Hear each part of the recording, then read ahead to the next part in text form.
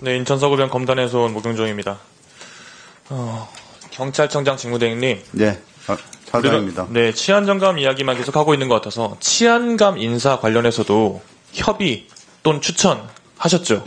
치안감 이상은 정부 인사입니다. 그래서 협의 후에 추천하셨죠? 최종 결정이 나면 그때 추천을 합니다. 오늘 안 나오긴 했습니다만 조정래 치안감 승진자에 대해서 이야기를 좀 해보려고 하는데요.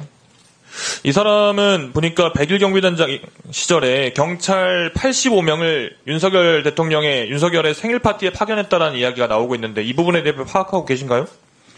자세히는 모르지만 전에 얘기는 들었습니다. 그런 의혹 또는 그런 정황, 그런 상황이 있는 상태에서 이 사람의 승진을 협의하고 추천하는 게 맞습니까? 사실 확인을 먼저 해야 되는 거 아닙니까?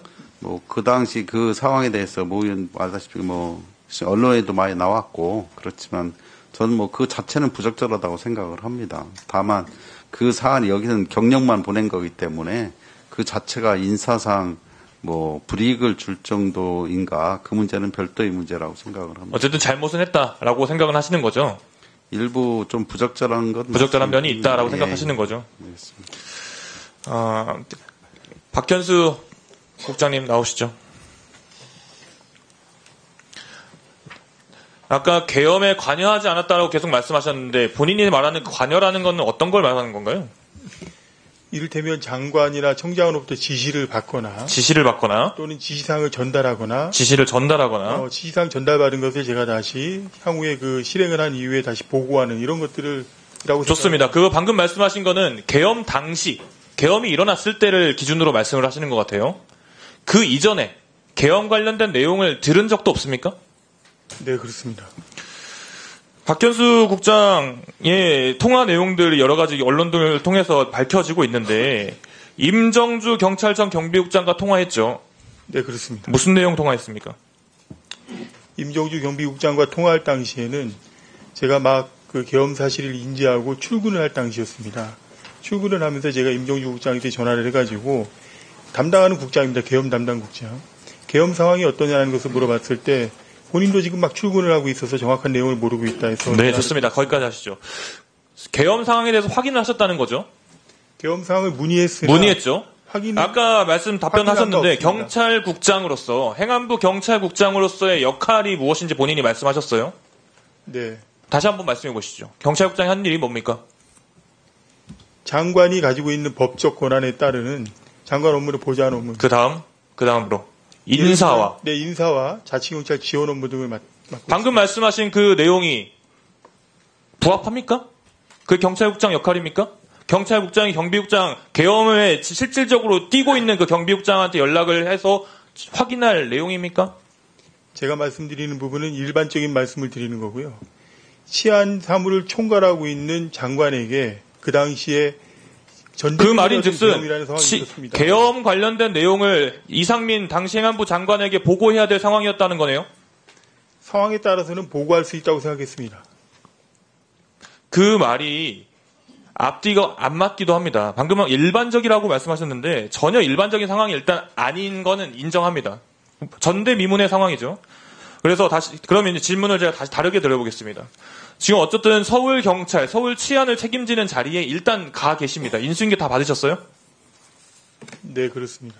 누가 인수인계를 잘 해주시던가요? 인수받은 건 없지만은 네. 따로 업무 보고를 받은 바는 있습니다. 마치 이 자리가 인사청문회처럼 여러 가지 서울경찰청장으로서의 의문을 갖는 자리 같긴 하지만 몇 가지 여쭤보겠습니다.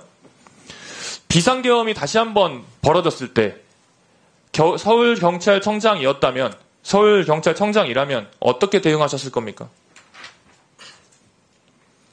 가정을 전제로 제가 말씀드리는 것은 좀 적절치 않아 보입니다. 그러면 안 돼요. 그러시면 안 됩니다. 분명한 것은 전대미문의 사태라고 말씀하셨지 않습니까? 또 다른 그럼 계엄이라고 하지 않겠습니다.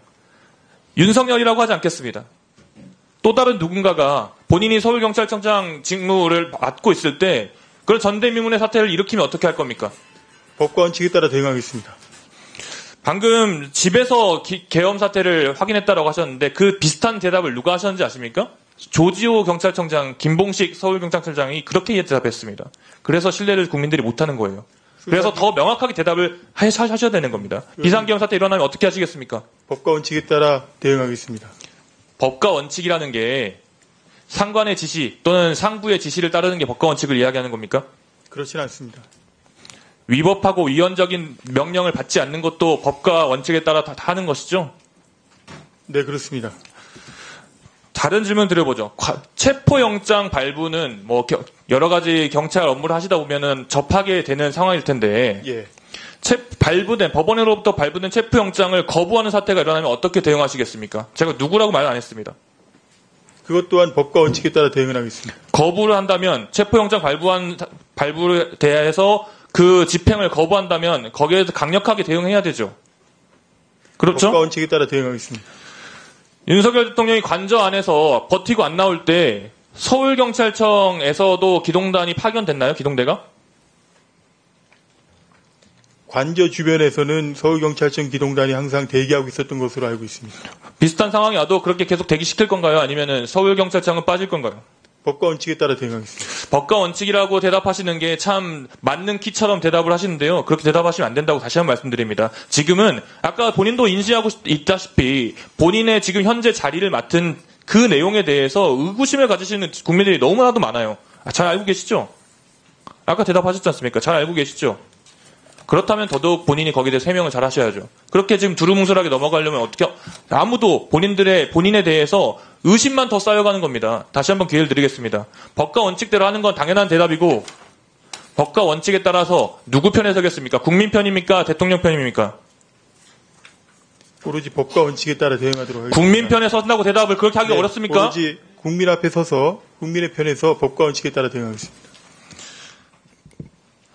들어가시죠. 고기동 차관님. 네, 차관입니다. 아까 답변을 비슷하게 하셨는데 다시 한번 여쭤보겠습니다. 최상목 권한대행과 이번 인사에 대해서 내용을 논의한 바 있습니까? 네, 안에 대해서 제가 보고를 드렸습니다. 그러면 여러 가지 우려되는 사항에 대해서는 보고했습니까? 특별히 말씀 제가 안 드린 것 같습니다. 왜 안 드린 거죠? 그 당시에 박현수 당시 경찰국장이 국회에서 여러 가지 자료 제출, 또 의원님들에 대한 소명을 계속 하고 있었던 상황이었습니다. 그렇다면 더더욱이나 소명을 하고 있다는 걸 알고 있었으면 이런 우려되는 상황이 있다라고 권한대행에게 이야기했어야 되는 거 아닙니까? 말씀드렸다시피 말씀은 안 드렸던 상황입니다. 근데